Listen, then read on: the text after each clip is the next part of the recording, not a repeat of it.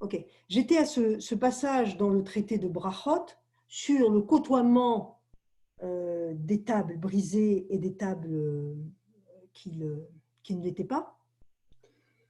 Et donc, voici, je rappelle le texte, respecter la personne âgée qui a oublié son savoir à cause de onasso, onès, ça veut dire des choses qui sont arrivées contre son gré, quelque part par violence. Et Rachidi, Mehamat onasso, chez Hala, qui est tombé malade, il rajoute, ou chez Nitrad, Bedochek, Mezonot, ou qui était préoccupé, oppressé par des impératifs de survie. Isaru, Bo, l'irvodo, vous devez prêter attention, l'irvodo dans le sens de le respecter. Voilà, je trouve ce passage extrêmement pertinent parce qu'il souligne le fait que quoi que devienne une personne, même si elle s'absente à elle-même, comme dans la maladie d'Alzheimer, ou si elle ne peut pas être réellement elle-même parce qu'elle est préoccupée par d'autres choses dans son existence, eh bien, cette personne, tu lui dois le même respect. C'est pas facile. J'entends souvent des amis qui ont soit leurs parents, soit leur conjoint, par exemple, pris par la maladie d'Alzheimer. Et j'ai encore croisé en faisant, parce que nous aussi on est confinés là, mais en faisant une balade, une amie qui parlait de sa mère, on se demandait comment elle allait en maison de retraite. Elle disait, oui, ma mère, tu sais, c'est ma mère, mais elle n'est plus là. Mais c'est quand même elle. Donc c'est très troublant d'avoir un parent qui n'est plus ce parent, mais qui est quand même, ou des amis qui avaient l'impression de vivre une situation de veuvage alors que leur conjoint était toujours vivant, mais il y a quelque chose qui était plus... Donc c'est extrêmement difficile. Et cette parole de Rabbi Yehuda vient souligner le respect par rapport à cette perte même de la personne qu'on a en face de soi. Il est important de garder ce respect. Voilà, et je vais terminer sur le dernier point. Donc, après vous avoir expliqué comment, du respect des parents au respect de la personne âgée, on apprend, c'est une des origines de cette notion de reconnaissance, après avoir essayé de circonscrire qu'est-ce qu'une personne âgée, en quoi consiste ce respect, je vais maintenant terminer sur le rôle de passeur des personnes âgées. Pour ça, je vais vous lire une phrase toute simple chez Borges, que je considère comme un maître en matière de fiction et d'enseignement.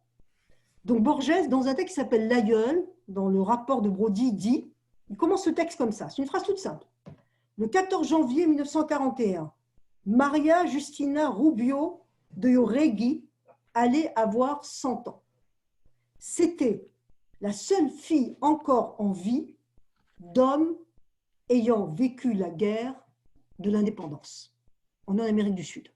Vous voyez, cette phrase, elle me paraît anodine, et moi, elle m'a beaucoup fait réfléchir. Elle m'a fait réfléchir parce que donc cette dame allait avoir 100 ans et c'était le seul témoin de plusieurs événements. Parce qu'en vérité, même si on gagne en longévité avec tous les problèmes qui vont avec, qui se souvient de nous? À moins d'être une personne notoire. Elle se souvient de nous, les gens qui nous ont connus, sur 2, 3, allez, maximum 4 générations. Notre temps de vie n'est pas si grand, notre temps de souvenir, encore moins. Donc les personnes qui ont eu cet insigne honneur, vous êtes toujours avec moi? De vivre longtemps, elles sont très précieuses parce qu'elles nous permettent de nous reconnecter à des tranches de l'histoire de l'humanité. Ça ne peut que nous toucher, nous, par rapport à la Shoah.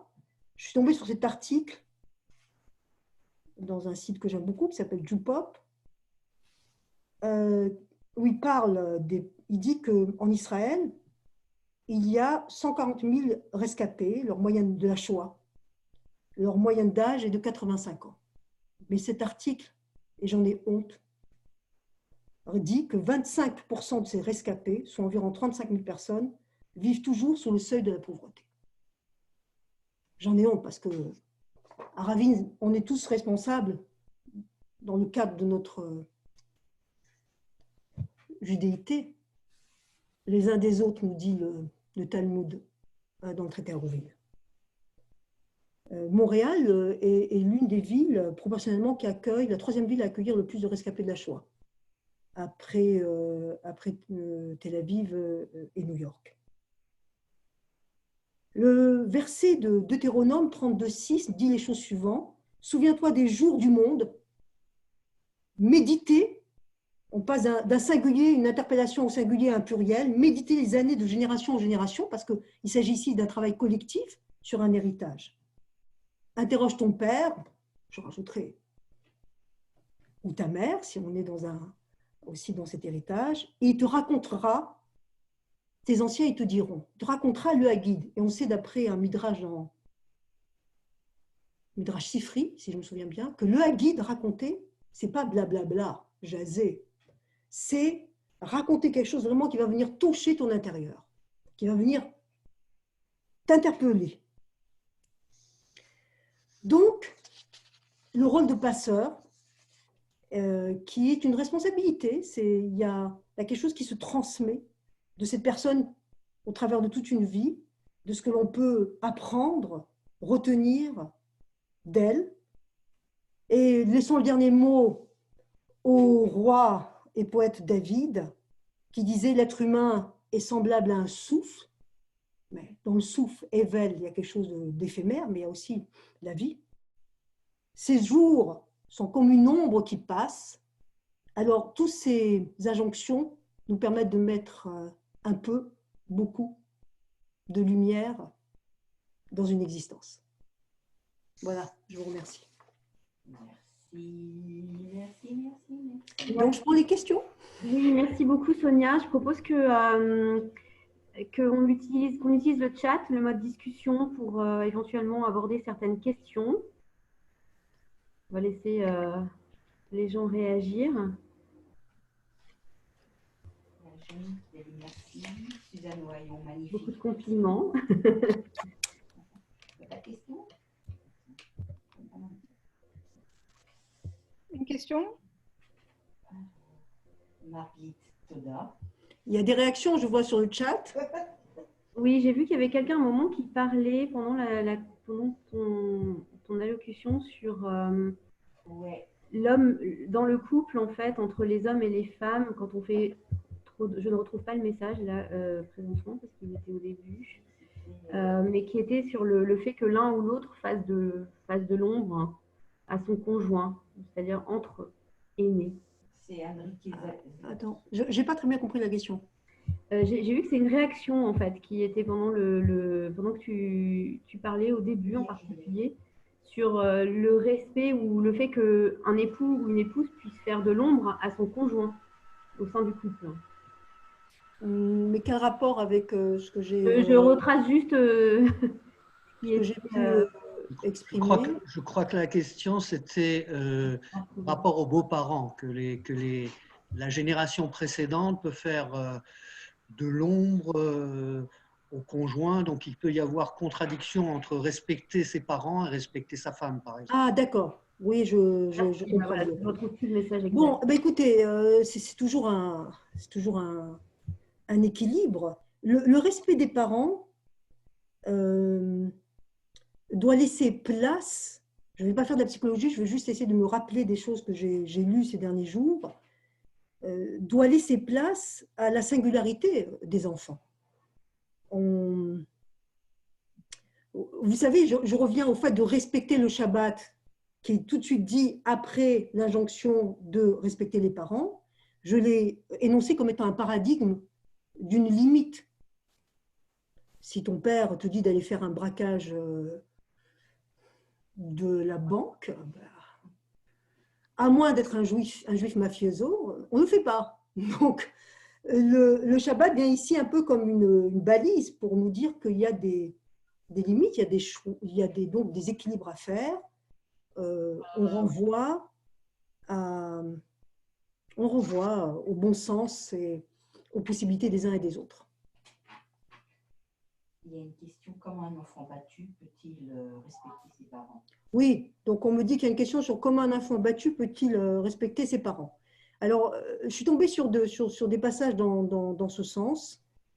C'est très délicat parce qu'il y a l'injonction qui est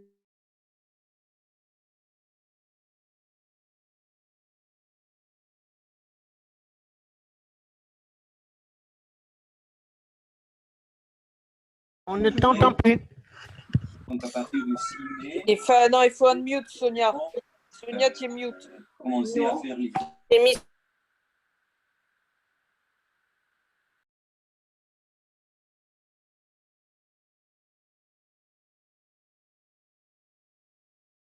quoi. C'est eux qui déconnent.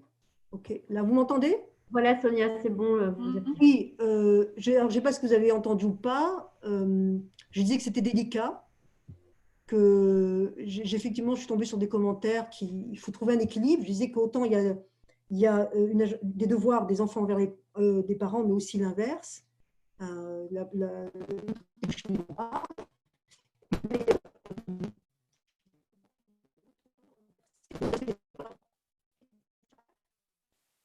Vous m'entendez? Ça a coupé un petit peu, Sonia, là. Il faudrait te rapprocher comme avant. Oui, donc le respect des parents et le fait que ça côtoie le respect du Shabbat vient nous alerter sur certaines limites dans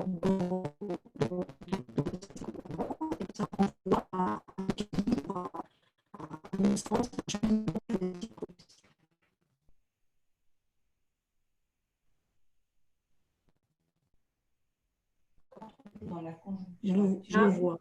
Voilà, là, c'est... Oui, je le vois. Comment trouvez-vous dans la conjoncture actuelle la condition dont nos aînés sont traités dans les centres pour personnes âgées? Ben, je pense que si j'ai eu envie de faire cette conférence sur ce thème, c'est parce que je suis outrée et scandalisée. Je vais parler d'une situation que je connais ici au Québec.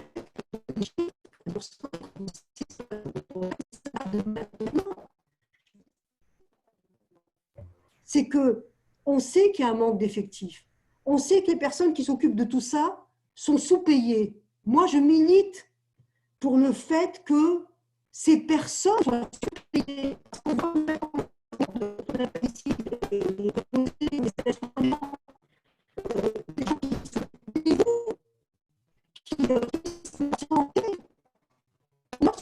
Les gens ne peuvent pas être augmentés de 1 dollar ou d'un 1 euro ou avoir une prime, mais sont des gens qui doivent être, je le répète, voire même surpayés, comme bon nombre d'autres professions du genre, infirmières et autres.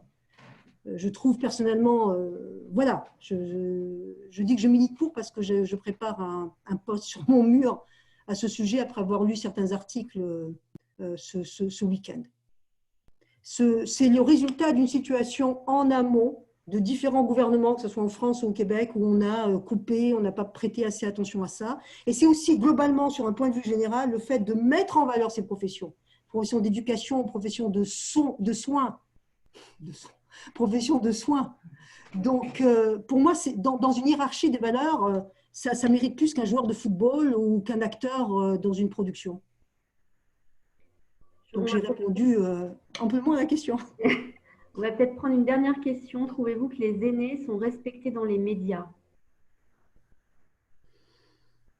Je ne sais pas. Je ne sais pas pourquoi la personne pose cette question. Moi, je trouve que c'est une situation qui est très difficile à vivre, comme tout le monde, selon la catégorie d'âge. Parce que on le sait, le fait de ne pas voir, qu'est-ce qui fait vivre un être? Ce n'est pas seulement le nourrir, le vêtir, c'est les relations avec les personnes qui l'aiment. Donc des personnes se laissent mourir dans ce contexte actuel. Non seulement dans un choix, ce n'est pas elles qu'on choisit, mais en plus, elles se laissent mourir. On connaît l'importance des proches dans tout ce processus. Non, il n'y a pas de différence entre la vieillesse de la femme et de l'homme. Les règles sont les mêmes. Voilà, mes amis. Merci beaucoup, Sonia.